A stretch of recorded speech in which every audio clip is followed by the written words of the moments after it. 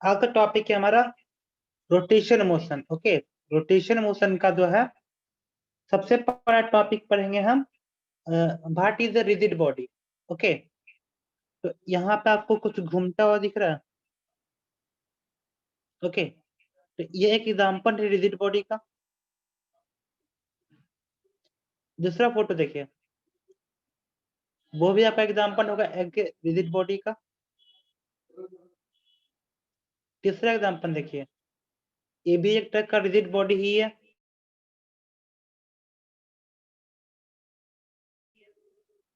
Okay, वो भी आपका एक तरह का रिजिड बॉडी है। ओके, तो जैसे कि हमारे पास पेन है, तो पेन भी रिजिड बॉडी है। ओके, तो मेनली जो है फिजिक्स में हम रिजिड बॉडी को डिफाइन कैसे करते हैं वो समझते हैं। ठीक है, ठीक है। तो देखिए, यहाँ पे मानते हैं कि ये आपका पॉइंट ए है। ओके, इसको हम पॉइंट ए समझते हैं और इसको हम पॉइंट बी समझते हैं। ठीक है, तो ये जो बॉडी है वो घूम रहा है, तो पॉइंट ए और बी के बीच में दूरी कितनी है, इसको हम आर मानते हैं। तो क्या यह जो हमारा घूम रहा है दो गो चक्का, तो क्या इसमें जो होता है बॉडी ए और बॉडी बी के बीच का जो डिस्टेंस है वो चेंज कर रहा है क्या? बॉडी ए और बॉडी बी का बीच का डिस्टेंस चेंज नहीं कर रहा। तो इसलिए इसको बोलते हैं ये हुआ बॉडी, ये हुआ पॉइंट ए और पॉइंट बी। तो पॉइंट ए और बी का जो डिस्टेंस चेंज नहीं कर रहा है, तो इसको बोलेंगे ये हमारा है rigid body.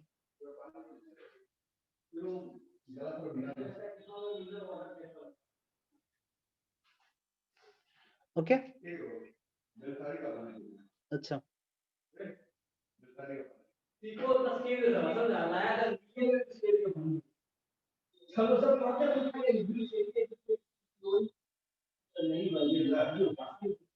Let us start from the main original point.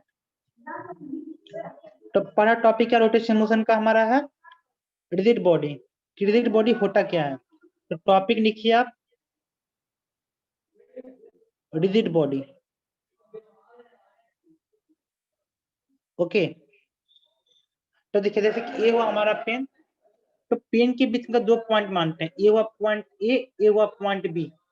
Okay, अब इसको मूव कराते हैं, तो क्या ए और बी के बीच की दूरी है वो चेंज कर रही है? नहीं कर रही है। तो ये हमारा क्या हुआ, एक तरह का रिजिड बॉडी हुआ। जो अभी हम पीछे फोटो में दिखाते हैं कि रिजिड बॉडी क्या होता है। ओके, तो रिजिड बॉडी क्या होता है कि rigid body is a body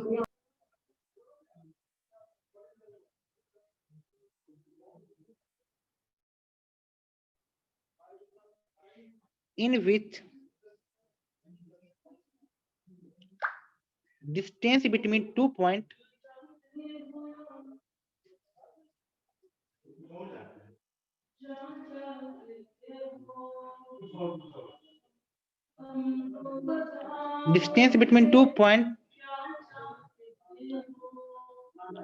does not change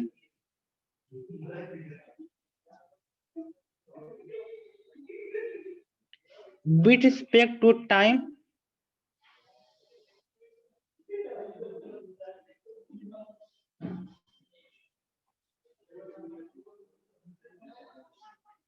is called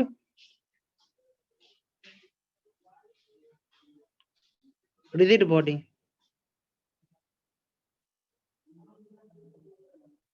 okay, तो रिजिड बॉडी क्या होता है, एक तरह का बॉडी होता है जिसमें कि दो पॉइंट के बीच का जो डिस्टेंस होता है वो चेंज नहीं करता टाइम के साथ, तब उसको बोलते हैं हम लोग rigid body.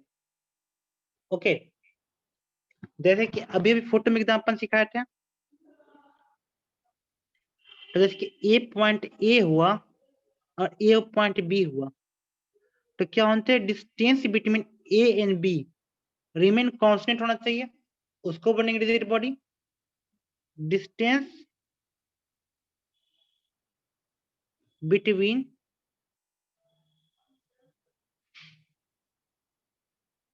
A and B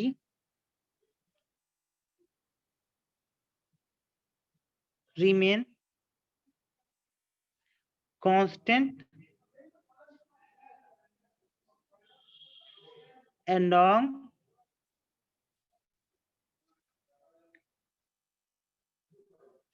its motion of axis। Okay, इसके मोशन ऑफ एक्सिस के जो है उसके नॉन क्या होना चाहिए, डिस्टेंस होना चाहिए, वो कांस्टेंट होना चाहिए। अच्छा, हमने यहाँ पे एक नया पॉइंट ऐड किया है, वो क्या है, along its motion of axis। Okay, इसका कहने का मतलब क्या हुआ कि अगर बॉडी ए है और ये बॉडी बी है, तो अगर बॉडी ए का वेलोसिटी होगा बी ए और बॉडी बी का वेलोसिटी होगा वी बी, तो हमारा क्या होना चाहिए, velocity of A is equal to velocity of B. Okay, अगर दोनों का वेलोसिटी सेम हुआ, ए का वेलोसिटी भी सेम है और बी का वेलोसिटी भी सेम है, तो velocity of A respect to B कितना लिखेंगे, velocity of A respect to earth minus velocity of B respect to earth, और इसका मान लिखते हैं भी, तो इसका मान कितना पुट करेंगे, वी आई, और यहाँ भी पुट करेंगे वी आई, तो हमारा जो मान आएगा वो कितना होगा, 0 होगा। ओके, तो इसमें क्या हुआ कि velocity of A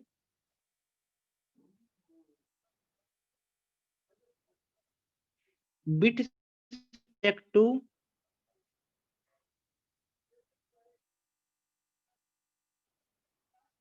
velocity of B is 0। अब दो डिस्टेंस के बीच का दो पॉइंट है और दोनों पॉइंट का वेलोसिटी है, लेकिन ये दोनों पॉइंट के रिस्पेक्ट की बात करते हैं तो उसका वेलोसिटी 0 होगा, तो उसको बोलेंगे हम लोग rigid body. Okay,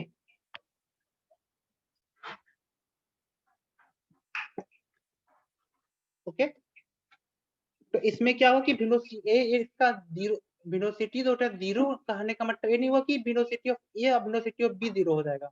okay, velocity ए हमारा बॉडी है, एक पॉइंट ए है और एक पॉइंट बी है, अगर हम इस चीज को मूव कराते हैं, ए का भी वेलोसिटी है और बी का भी वेलोसिटी है, लेकिन जब हम बात करते हैं velocity of A respect to B, तो उसकी मान 0 होता है, उसको बनेंगे rigid body. Okay,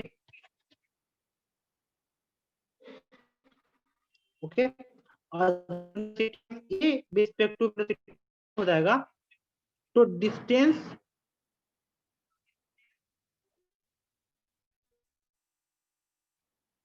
between A and distance between B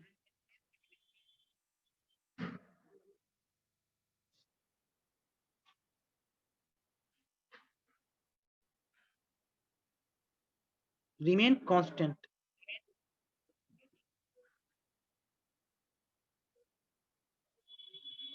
okay, जैसे कि एक एग्जांपल और लेते हैं, जैसे कि ये हुआ हमारा पार्टिकल ए और इसका वेलोसिटी कितना है वी ए, और ये जो पार्टिकल है बी, इसका वेलोसिटी क्या है हमारा वी बी। ओके, और यह जो है एक हमारा एक्सिस हुआ, इधर मानते हैं ये हुआ हमारा θ1, और ये जो मान हुआ इसका मान हुआ θ2। ओके, तो अगर हमको प्रूफ करना है कि point A B 9AB is the rigid body,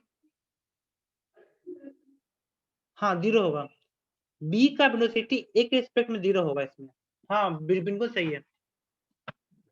तो इसमें क्या है हमारा, यहाँ पे दो चीजें हैं, तो एक यहाँ पे वेलोसिटी जो होगा वो होगा हमारा यहाँ पे कौन सा, बी ए कॉस θ1, और यहाँ पे जो होगा वो कितना होगा हमारा वी बी कॉस θ2, और इसके जो परपेंडिकुलर वेलोसिटी होगा उसका मान कितना होगा वी बी θ2, और इसका मान कितना होगा वी ए sin θ1। ओके, अब हम बात करते हैं कि ए और बी हमारा रिजिड बॉडी है। Okay, 4 9AB to be rigid body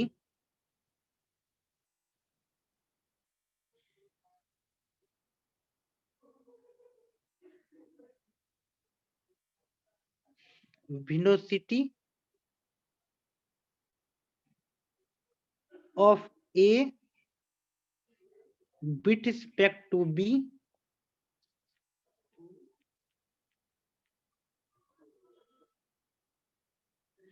along its axis of motion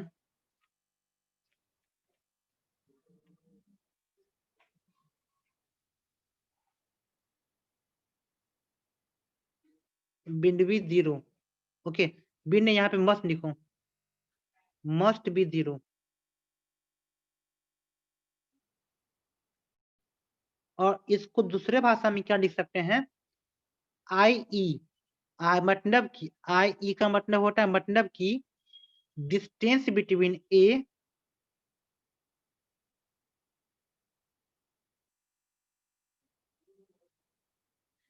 with respect to B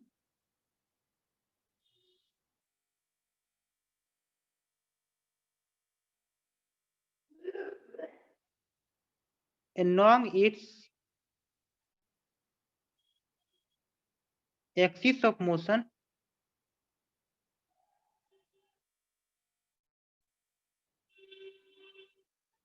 must be constant।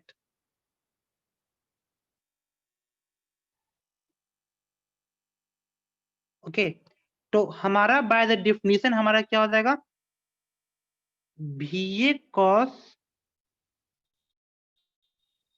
θ1 is equal to VB cos θ2। Okay, ये हमारा बराबर होगा, तभी हम कह सकते हैं कि 9AB जो है हमारा क्या है, वो हमारा रिजिड बॉडी है। अदरवाइज हम इसको रिजिड बॉडी नहीं कह सकते। अच्छा, इसके लिए VA sin θ1 और VB sin θ2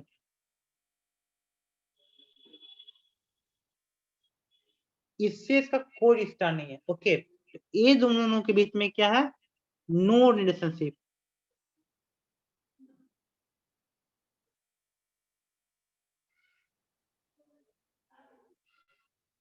ओके, ये बराबर हो भी सकता है, बराबर नहीं भी हो सकता है, उससे हमारा कोई रिश्ता ही नहीं है। तो हमारा क्या होते हैं, VA cos θ1 is equal to VB cos θ2। तो रिजिड बॉडी में कोई दिक्कत,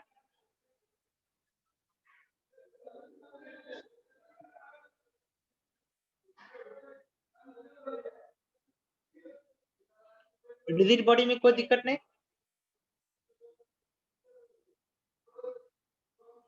अब बात करते हैं मोशन का। ठीक है, तो देखो मोशन दो प्रकार का होता है, एक होता है ट्रांसलेशनल मोशन, एक होता है रोटेशनल मोशन। ठीक है, अब देखो यहाँ पे टाइप्स ऑफ मोशन।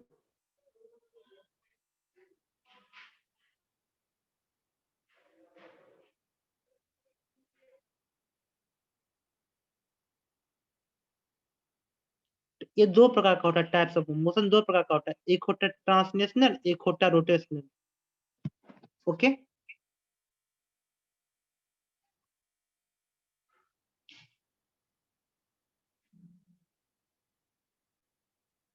और दूसरा हुआ हमारा rotational.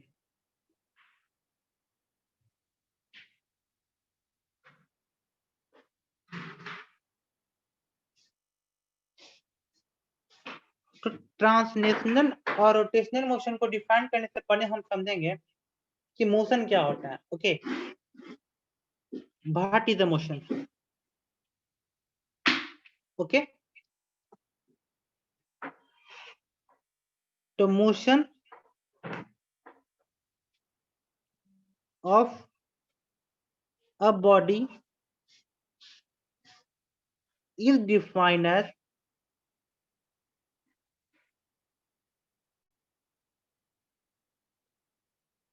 Change in its position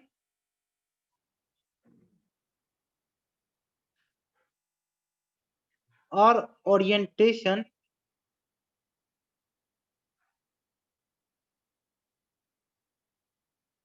with respect to time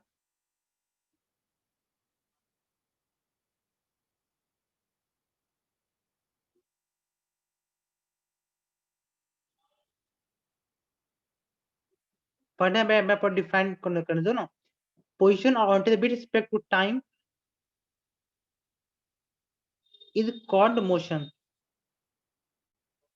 okay अभी कुछ सर ने हमें डिफिनेशन बताया था किसी पोजीशन तक क्वेश्चन उन्होंने लिया था उन्होंने यहाँ तक लिया था हमने पोजीशन को लिखा है और ओरिएंटेशन को लिखा है हमने दो चीजें क्यों लिखा है ओके बताते हैं क्यों लिखा है मैंने दो चीजें वो दोनों को हाईलाइट कर लीजिए ठीक है देखिए ये हुआ हमारा एक्स एक्सिस और ये हुआ हमारा बाई एक्सिस ओके ये हुआ हमारा बॉडी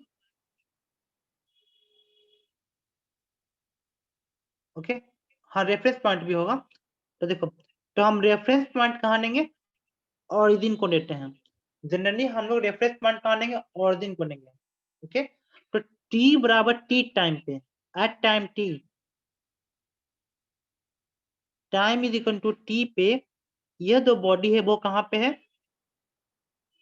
यहाँ पे है यहाँ से एक दूर पे है ठीक है अब बात करते हैं एट टाइम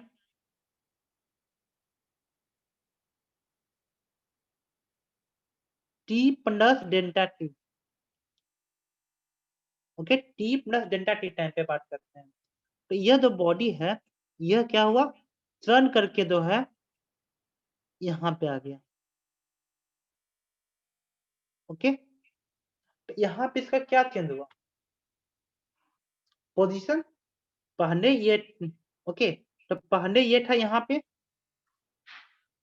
पहले ये था यहाँ पे और ये चल गया यहाँ पे ओके तो यहाँ पे इसका क्या चेंज हो रहा है चेंज इन पोजीशन हुआ सिर्फ इसका ओके तो इसको इमोशन बोलेंगे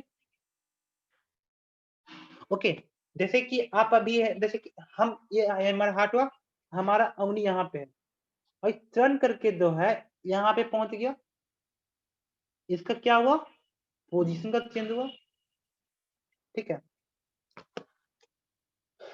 ठीक है अब हम बात करते हैं इसका तो आप देख रहे हैं यहाँ पे दिख रहा है कि इसका ये अपना पोर्शन दिख रहा है अब ये क्या किया t बराबर t पे जो है इसका पोजीशन यहाँ पे है देखिए यहाँ पे अब इसको घुमा दिए t बराबर t प्लस डेल्टा t पे ये ऐसा हो गया तो यहाँ पे देखिए बीच में जो खाली था वो पोर्शन पीछे था और टाइम t पे और time t plus delta t पे क्या हुआ इसका ये जो खाली ना पोर्शन है वो आगे हो गया ये पहले t बराबर t पे था ये पीछे और t प्लस डेल्टा t पे क्या हो गया आगे हो गया तो क्या इसने अपने पोजीशन को चेंज किया ये पहले भी यहाँ पे था और यहाँ पहले भी यहाँ पे था तो क्या ये मोशन नहीं होगा तो ये किस टाइप का मोशन है ये भी मोशन है तो इसको क्या बोलते हैं चेंज इन ओरिएंटेशन ओके दिखाते हैं आपको यहाँ पे ओके ये ओरिएंटेशन का चेंज हुआ पोजीशन का चेंज नहीं हुआ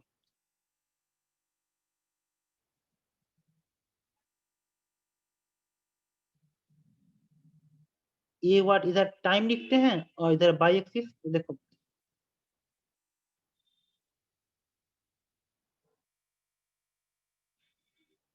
t इज इक्वल टू मतलब टाइम हमारा जो है t है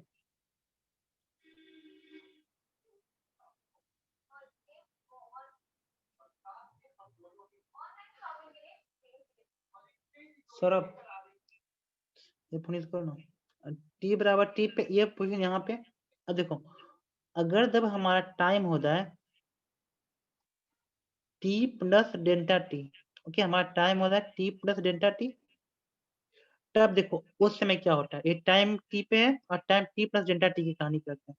तब ये सिर्फ और सिर्फ अपना ओरिएंटेशन चेंज करेगा। ओके, ये मोशन हुआ कि नहीं हुआ?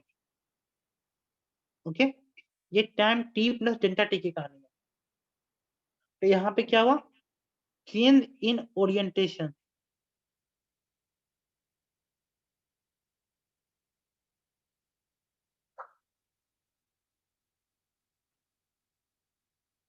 ओके,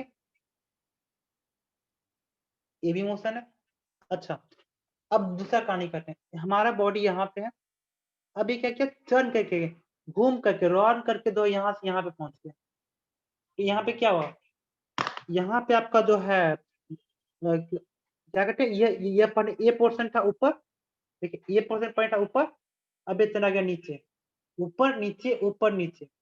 तो आपका ये पोर्शन भी चेंज कर रहा है, मतलब इसका ओरिएंटेशन भी चेंज हो रहा है और इसका पोजीशन भी चेंज कर रहा है, दोनों कर रहा है। पहले केस में क्या था, सिर्फ पोजीशन चेंज कर रहा था। दूसरे केस में क्या था, सिर्फ ओरिएंटेशन चेंज कर रहा है। और तीसरे कंडीशन में क्या है, पोजीशन और ओरिएंटेशन दोनों चेंज कर रहा है। ओके, तीसरे स्टोरी में क्या हमारा,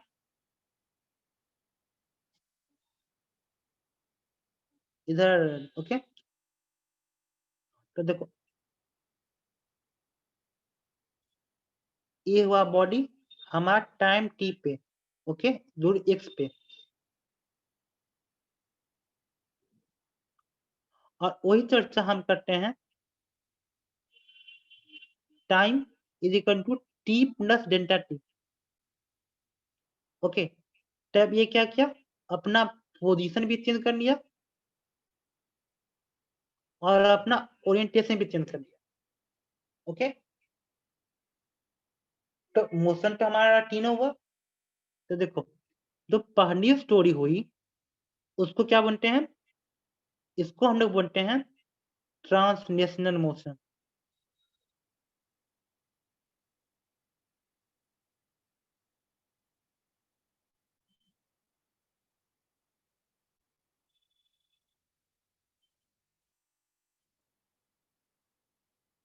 ओके, दूसरा जो कहानी है, इसको हम क्या, इसको हम लोग बोलेंगे रोटेशनल मोशन।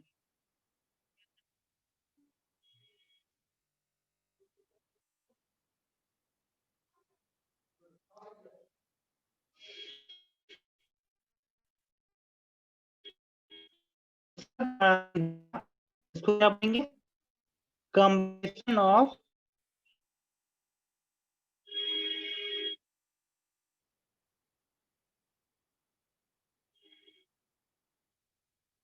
ट्रांसलेशनल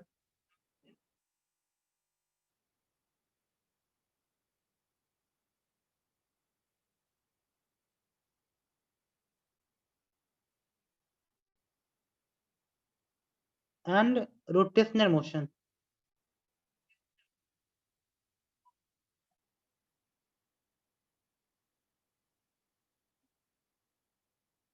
ओके, ये हो गया combination of translational and rotational motion हो गया।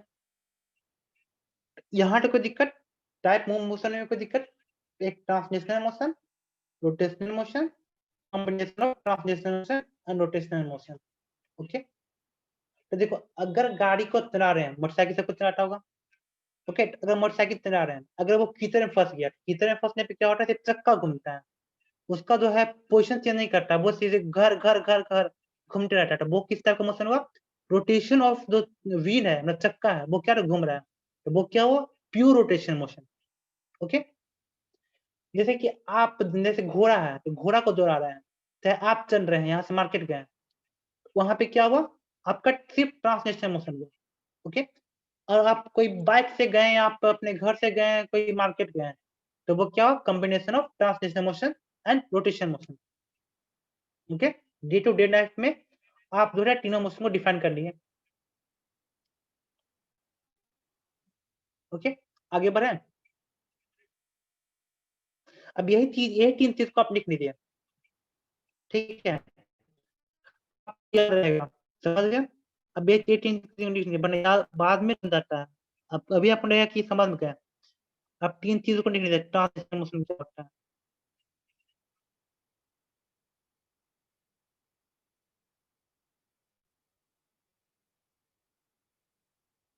ओके, तो देखिए, अ मोशन in which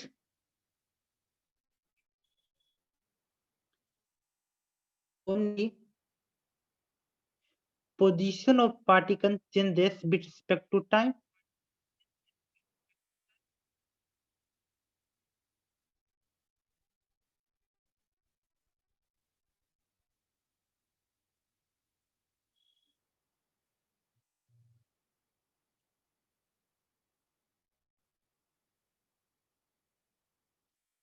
तो उसको बोलते हैं क्या, ट्रांसलेशनल मोशन। दूसरा में क्या लिखिए, ट्रांसलेशनल मोशन के बाद लिखिए rotational motion.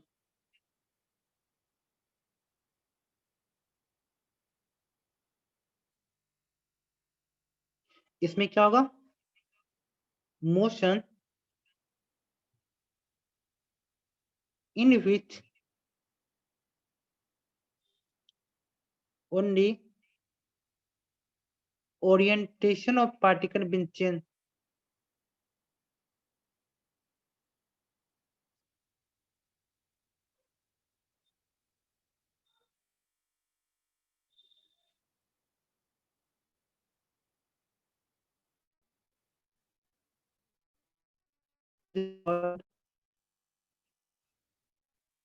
rotational motion।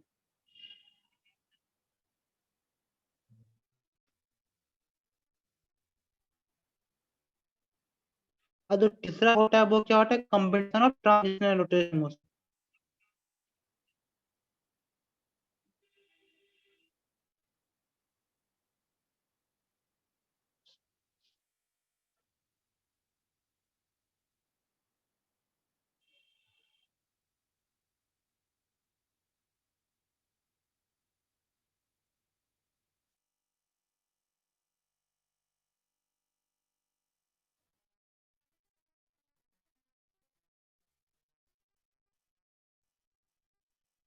Okay,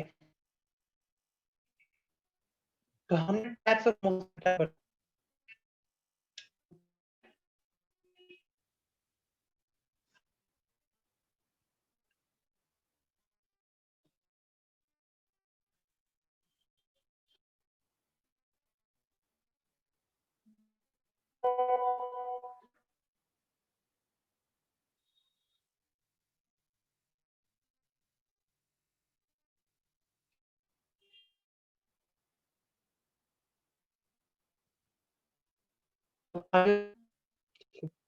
तो हो गया हमारा,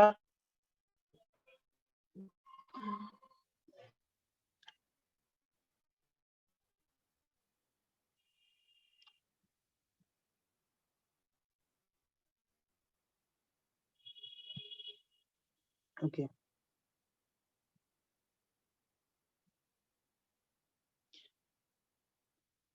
अब हम बात करते हैं similarity of the translational motion and the rotational motion. दोनों के फॉर्मूला में क्या सिमिलरिटी है। ओके,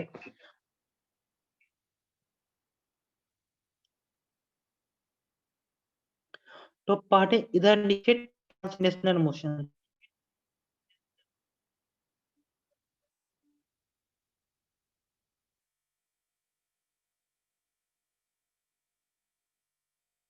और इसके दूसरे साइड लिखे रोटेशनल मोशन।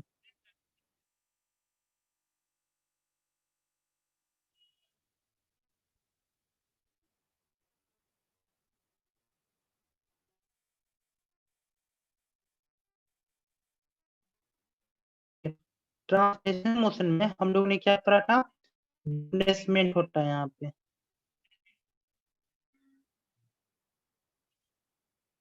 तो डिस्प्लेसमेंट को हम लोग रिप्रेजेंट करते हैं एस से।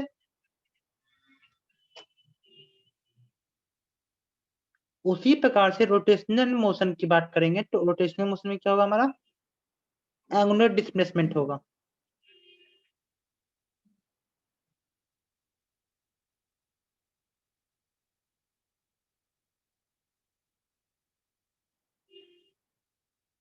और इसको हम लोग रिप्रेजेंट करते हैं थीटा से।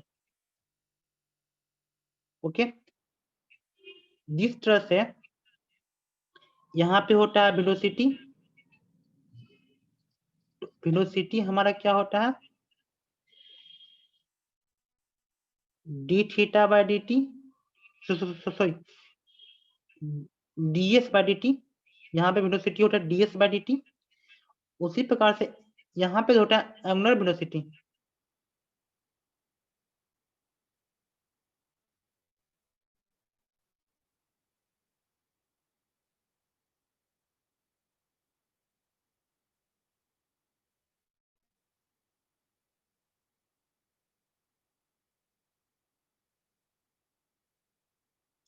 इसका मान होता है D theta by D T. यहाँ पे होता है एक्सलेशन। तो एक्सलेशन के का हमारे पास दो फॉर्मूला होता है, एक होता है हमारा dv बाय dt और एक होता है v dv by dx। Okay, ये हम पढ़ चुके हैं, हम उसी के बेसिस पे सारा फॉर्मूला आपको बताया। तो उसी प्रकार से यहाँ पे कौन सा होगा, एंगुलर एक्सलेशन। और एंगुलर एक्सलेशन को हम लोग रिप्रेजेंट करते हैं अल्फा से। और एंगुलर एक्सलेशन का मान कितना होता है हमारा,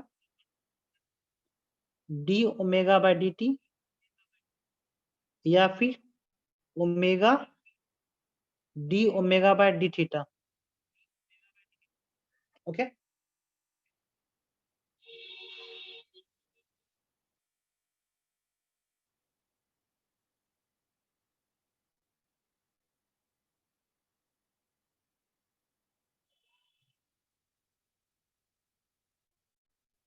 ओके। चौथा,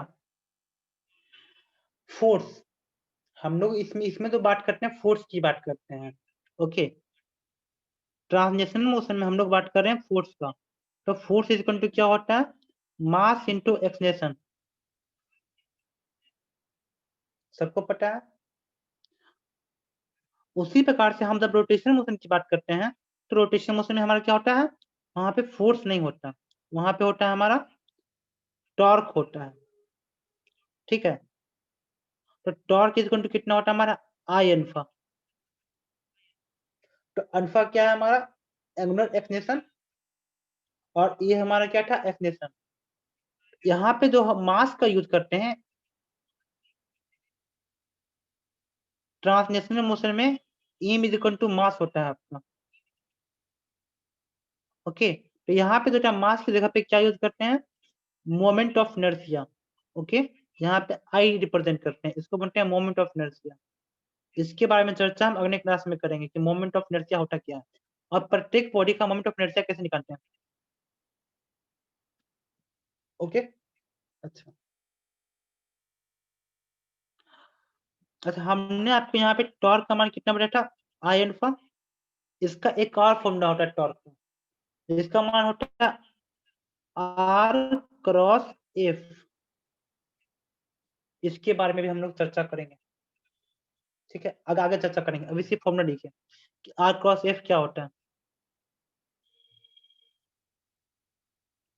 अच्छा, 5 फॉर्मूला हो गया, छठा फॉर्मूला पार्ट है। अच्छा, लीनियर मोमेंटम।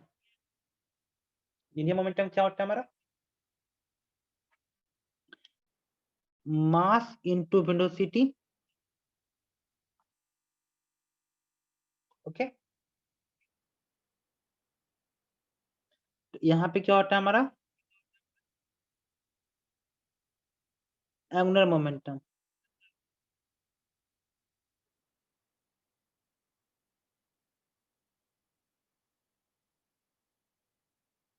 तो यहाँ पे मास था, तो मास की जगह पे क्या यूज करेंगे, आई। और वहां पे भी था, तो यहाँ पे क्या यूज करेंगे, ओमेगा, आई ओमेगा। ओके, ऐसे इसका दूसरा फॉर्मूला भी होता है, वो होता है फॉर्मूला इसका एंगुलर मोमेंटम को हम लोग रिप्रेजेंट करते हैं कैपिटल एन से। ओके, और इसका जो दूसरा फॉर्मूला होता है वो होता है आर क्रॉस पी।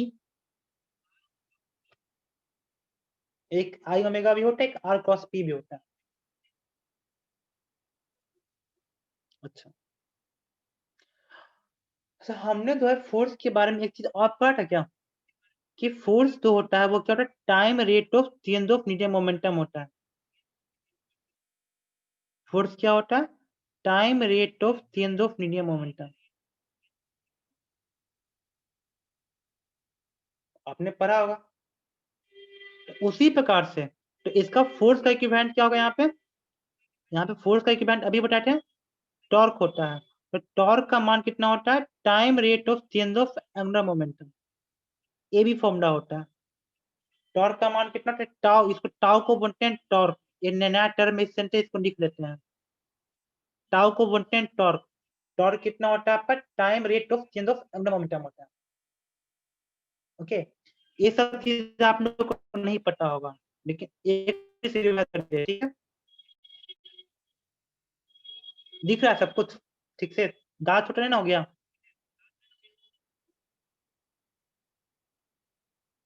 देखिए, एक और रिवाइज कर लेते हैं फिर से। Translational motion and rotational motion. Translational motion में क्या था हमारा, डिस्प्लेसमेंट। रोटेशनल मोशन में क्या होगा हमारा, एंगुलर डिस्प्लेसमेंट।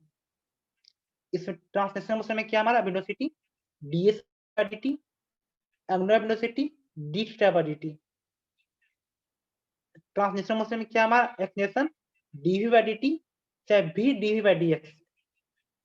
अच्छा, इसमें से हमको लगता है कि मैं बहुत सारे लोग को ये अपना फॉर्मूला दिक्कत हो रहा होगा कि v dv by dx कैसे आ गया।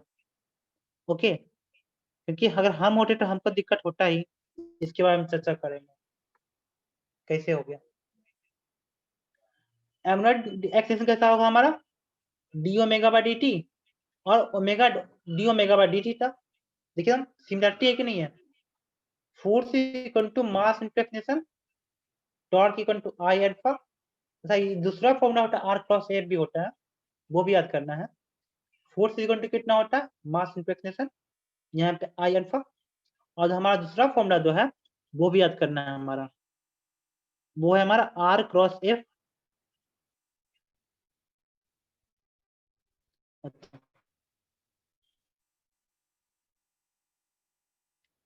आगे बात करते हैं। यहाँ पे हम यूज कर, वहां पे हम लोग क्या यूज करेंगे, मोमेंट ऑफ इनर्शिया यूज करेंगे। यहाँ पे हम लीनियर मोमेंटम यूज करते हैं, वहां पे हम एंगुलर मोमेंटम यूज करते हैं। लीनियर मोमेंटम होता है mass into velocity, angular momentum क्या होगा हमारा, आई ओमेगा।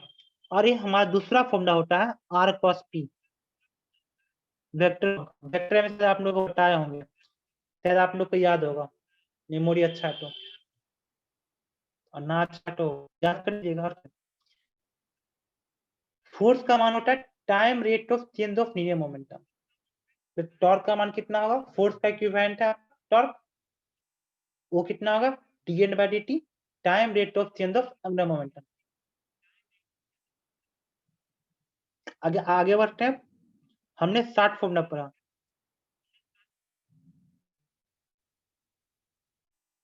एक्स डिस्प्लेसमेंट है। देखिए, हमको पता था कि बहुत लोगों को दिक्कत होगा। देखिए बताते फिर से बताते हैं। ये portion expression equal to dv by dt, इसमें किसी को दिक्कत। अच्छा, इधर हम dx से गुना कर दें और इधर dx से भागा कर दें, कोई दिक्कत होने वाली बात नहीं है। अब देखो, dx by dt इसको इधर कर दें और इसको हम लोग इधर कर दें, हमारे पास एक जो पोर्शन आएगा वो कितना होगा, dx by dt, और यहाँ पे कितना होगा हमारा, dv by dx। तो देखिए dx by dt कितना होगा हमारा, वेलोसिटी। तो a इक्वल टू कितना हो गया हमारा, v dv by dx। Okay, अगर आपका मान जो होगा x के फॉर्म में दिया होगा तो उसको इस फॉर्म से डिफरेंशिएट करेंगे। अगर आपका मान दिया होगा x v equal to X square plus 2, अब इससे आपको चाहिए क्या, एक्सलेशन। तो आप यहाँ पे ईएमएफ फॉर्मूला का यूज करिएगा। ओके, अगर आपके पास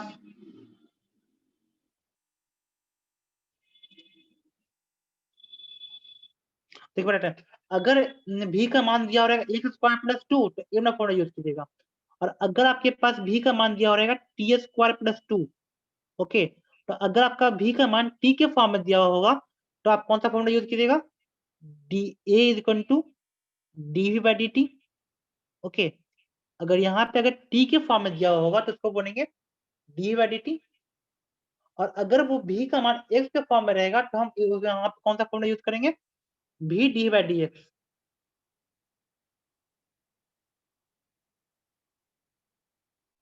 समझे, दोनों का अपना अपना यूज है, अपने अपने जगह पे क्वेश्चन कैसा दे देता है आपका अकॉर्डिंग टू द क्वेश्चन। अभी तो सिर्फ फॉर्मूला सीख रहे हैं, क्योंकि 60 क्वेश्चन हमने 60 फॉर्मूला याद किया। अच्छा, 8वां फॉर्मूला पे आते हैं, v is equal to u plus at, ये आपने पढ़ा होगा ट्रांसलेशनल मोशन में। तो रोटेशनल मोशन में इसका क्या होगा, 10 omega is equal to omega naught plus alpha T, okay. उसी प्रकार से 9 नंबर में क्या है, S is equal to U T plus half A T square, okay. तो यही चीज हम जो 9 नंबर में पढ़ेंगे वो क्या होगा हमारा, theta is equal to omega naught T plus half alpha T square.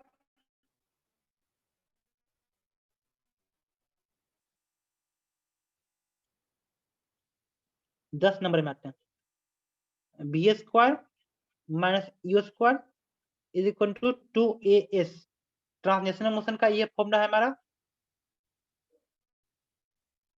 Okay. तो हम रोटेशनल मोशन में कौन सा फॉर्मूला लिखेंगे यहाँ पे,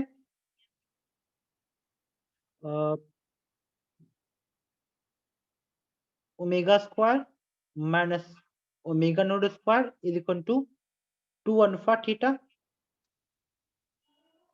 ओके। और ये हुआ हमारा एक 11वां नंबर। यहाँ पे हम एसेनेट का यूज कितना होगा हमारा, u प्लस हाफ ए 2n माइनस 1, याद है हमें 5वां सेकेंड 6वां सेकेंड 7वां सेकेंड डिस्टेंस प्राप्त करने के लिए, और t अगर p इक्वल टू 5 तो 5 सेकेंड, अब 5वां सेकेंड दोनों में अंतर है।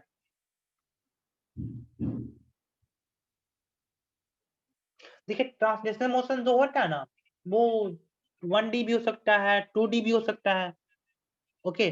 जैसे कि पैराबोलिक मोशन आपको पढ़ाए थे, तो पैराबोलिक मोशन क्या है, एक तरह का ट्रांसलेशनल मोशन ही है, 1D मोशन भी ट्रांसलेशनल मोशन ही है, ओके। जैसे 1D पे बात करते हैं तो आप किसकी बात कर रहे हैं उस पर डिपेंड करता है, क्योंकि ये फॉर्मूला लिखने तो उसके बाद बात करते हैं आपका, omega naught T plus half alpha 2n minus 1। देखिए अगर आप 1D मोशन में जा रहे हैं, अपने यहाँ से स्टार्ट किए घर जा रहे हैं, अगर आप साइकिल से जा रहे हैं तो सिर्फ हम आपकी चर्चा करें कि आप घर से गए कोचिंग गए, अब घर से गए कोचिंग, तो वो क्या हुआ एक तरह का 1D मोशन ट्रांसलेशनल मोशन। लेकिन जब हम आपकी चक्का की बात कर रहे हैं, हमने आपका बात नहीं किया, हमने आपकी गाड़ी की साइकिल की चक्का की बात कर रहा है, हमने उसकी चक्का की बात कर रहा हूँ, तो वो क्या हुआ आपका रोटेशनल मोशन की चर्चा हो रही है। लेकिन जब मैं आपकी बात कर रहा हूँ कि आप घर से कोचिंग गए, कोचिंग से घर गए, तो वो एक तरह का ट्रांसलेशनल मोशन हुआ। लेकिन जब हम चक्का की बात कर रहे हैं तो वो रोटेशनल मोशन हुआ। तो किसकी चर्चा कर रहे हैं, बाकी आप समझ गए होंगे ना। तो एक आदमी जो है एक समय में अलग अलग मोशन कर सकता है, ओके। इसमें कोई दिक्कत वाली बात नहीं है।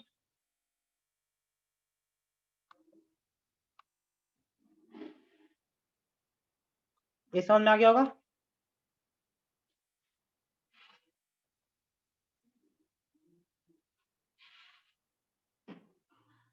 ओके।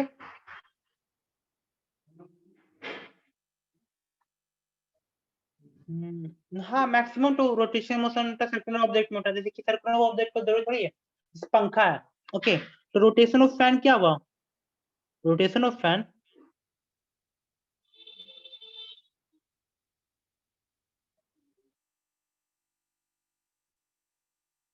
अगर हम रोटेशन ऑफ फैन की बात करते हैं तो पंखा सर्कुलर मोशन ही एक टाइप का है, तो वो भी हुआ। ओके, तो वो भी हुआ हमारा रोटेशन मोशन। तो मैक्सिमम जो होगा वो सर्कुलर ही होगा। हाँ, जैसे हुआ कि मूविंग ऑफ सिलेंडर,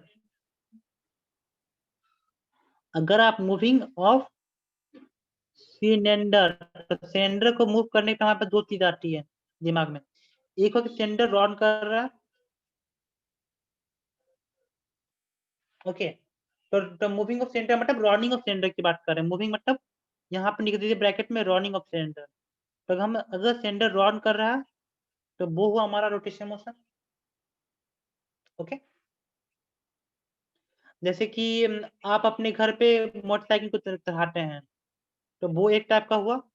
ओके, जैसे कि मोटरसाइकिल को चढ़ा रहे हैं अपने घर के सीढ़ी पे, वो एक टाइप का हुआ रोटेशन मोशन।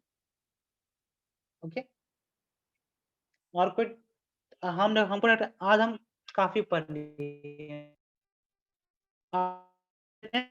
मोशन में अब कल पढ़ेंगे। इसमें कोई दिक्कत हो तो बताइए।